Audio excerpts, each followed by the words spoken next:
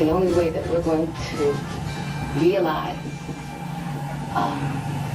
freedom, justice, equality, decent living for people is if there's a complete change. A complete change. Everything has got to be turned around, and that's the revolution. A complete change. I don't know what freedom means. The Black Panther Party came under the guns of the FBI, as did all of the Black liberation movement. It didn't matter what the positions you took. It mattered that people related to those positions, that people understood what you were saying, that people supported you. And I think that when J. Edgar Hoover and those who controlled the United States government understood how many young people looked to the party for leadership, how many young people were inspired by the Black Panther Party, how many young people supported the activities of the Black Panther Party.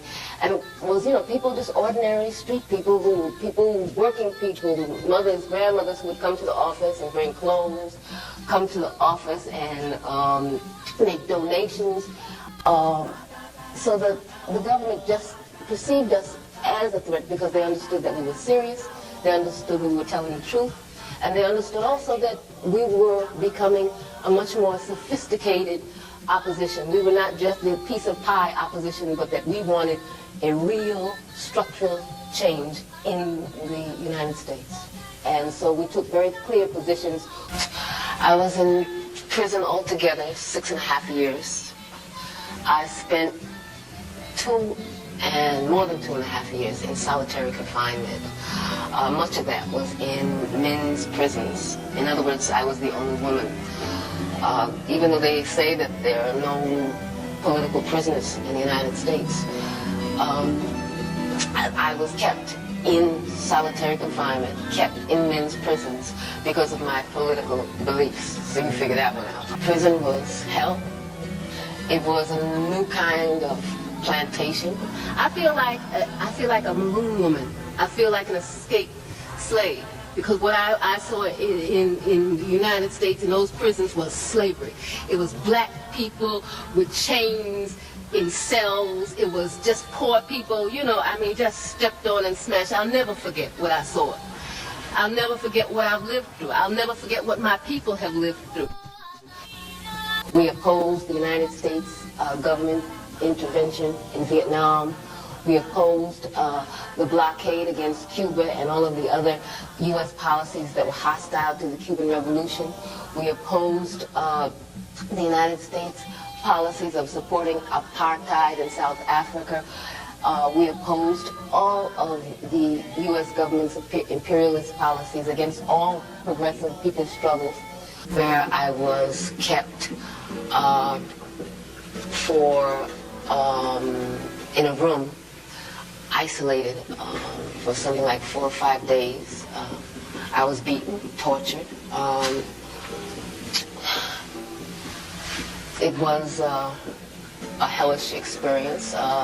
No one was permitted to see me. My aunt, who is also my lawyer, Evelyn Williams, had to get a court order for her and my mother and my sister to come and see me. By the 1960s, the end of the 1960s, the Black liberation movement became the main target of the counterintelligence program.